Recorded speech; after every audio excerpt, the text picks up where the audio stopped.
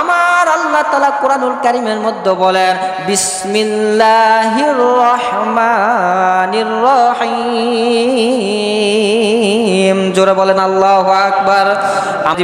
এই পৃথিবীর বুকে এমন কোন মানুষ খুঁজে পাবেন না যেই ব্যক্তিকে আমার আল্লাহ তাআলা রিজিক দান করেন না। পৃথিবীর বুকে সবাইকে আমার আল্লাহ তাআলা রিজিক দান করে। হিন্দু, বৌদ্ধ, খ্রিস্টান যত মানুষ পৃথিবীর বুকে বসবাস করে, আচ্ছা বলেন তো মুসলমানেরা আল্লাহর ইবাদত করে বিধায় তাদেরকে খাবার দেয়, কিন্তু হিন্দু, বৌদ্ধ, খ্রিস্টান কার ইবাদত করে? জোরে বলেন কার ইবাদত করে? আল্লাহর ইবাদত করে নাকি? আল্লাহর ইবাদত করে না। তারপরেও আল্লাহ তাআলা তাদেরকে না খেয়ে রাখছেন নাকি রিজিক দিছেন? জোরে বলেন রিজিক দিছে না দেয়নি? তাদেরকেও আমার আল্লাহ তাআলা সুন্দর করে রিজিক দান করেছে, কারণ আমার আল্লাহ তাআলা কোরআনুল কারীমের মধ্যে বলেন বিসমিল্লাহির রহমানির রহিম। জোরে বলেন আল্লাহু আকবার। আমার আল্লাহ তাআলা বিসমিল্লাহর ভেতরে বলতেছে, ও দুনিয়ার মানুষ তোমরা কি জানো না আমি আল্লাহর নাম রহমান, আমি আল্লাহর নাম রহিম। আমি আল্লাহ তাআলার এত দয়া পৃথিবীর বুকে কোনো কাফেরকেও আমি আল্লাহ তাআলা না খেয়ে রাখি না, কোনো মুশরিককেও না খেয়ে রাখি না। মুসলমানদেরকে যেমন আমি খাবার দেই, এই কাফের, মুশরিক, খ্রিস্টান, বৌদ্ধ যত আছে সবাইকে আমি আল্লাহ পাক রব্বুল আলামিন সেই পরিমাণে খাবার দেই। জোরে বলেন সুবহানাল্লাহ। মুসলমান ভাইরা আমার, দোস্ত আল্লাহ তাআলাকে জিজ্ঞাসা করা হলো, মাবুদ গো ইয়া বার ইলাইহি, আপনি আমাদেরকে বলুন মুসলমান আপনার ইবাদত করে বিদায় তাদেরকে খাবার দেন, তাহলে হিন্দু, বৌদ্ধ, কাফের, খ্রিস্টান তাদেরকে কেন খাবার দেন?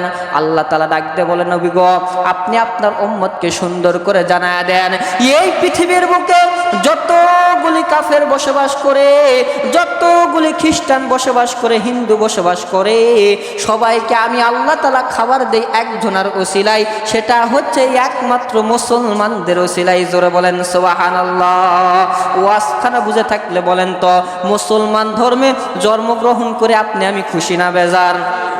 জোরে আওয়াজ করে বলেন খুশি না বেজার?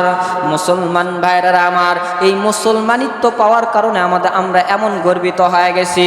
আল্লাহর নবী বলেন পৃথিবীর বুকে, এই পৃথিবীর বুকে যত মুসলমান আছে সমস্ত মুসলমানের মধ্য হতে আখেরি নবীর উম্মতের মুসলমানগুলি সর্বপ্রথম জান্নাতে ঢুকবে। জোরে বলেন সুবহানাল্লাহ। এই নবীর উম্মতেরা ওই সুন্দর একটা জান্নাতে যদি না ঢোকে, পৃথিবীর বুকে যত মুসলমান আছে কোন মুসলমানের সন্তানরা জান্নাতে ঢোকার পারমিশন পাবে না।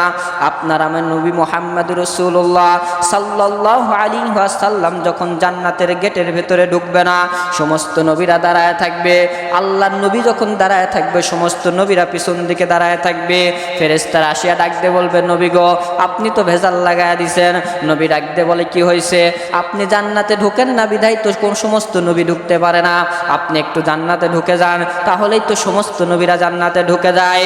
আপনার আমার নবী ফেরেশতাকে ডাক দিয়ে বলে, ফেরেশতা রে ওই সময় আমি জান্নাতের ভেতরে ঢুকবো যখন আমার একটা উম্মত জাহান্নামে থাকবে না, সবগুলি জান্নাতি হয়ে যাবে। জোরে বলেন সুবহানাল্লাহ। মুসলমান ভাইরা আমার, এমন দরদি নবী, এমন দয়ার নবী আর কোথাও পাওয়া যাবে? মুসা আলাইহিমুসসালাতু ওয়াসসালাম, ঈসা আলাইহিমুসসালাতু ওয়াসসালাম আল্লাহর কাছে দোয়া করতেন, একটা দোয়া করতেন সবচাইতে বেশি বেশি। আল্লাহরে ডাক দিয়ে বলতেন, মাবুদ গো আমার অন্তরের ভিতরে একটা আশা আছে, আমার অন্তরের ভিতরে একটা শখ আছে। আল্লাহ তাআলা ডাক দিয়ে বলে, ঈসা রে তোমার অন্তরের ভিতরে কি আশা জাগলো আমি তো বুঝলাম না। ঈসা নবী আল্লাহকে ডাক দিয়ে বলে, মাবুদ গো ও আল্লাহ আমার অন্তরের ভিতরে একটা আশা, আপনি আমাকে আখেরি নবীর উম্মত হিসাবে দুনিয়ার বুকে পাঠায়া দেন। জোরে বলেন সুবহানাল্লাহ। দোস্ত ওয়াজখানা জানলে আপনারা বলেন তো ঈসা নবী ইন্তেকাল করেছে না করেনি? জোরে বলেন করছে না করেনি? আল্লাহ তাআলা খুশি হয়ে,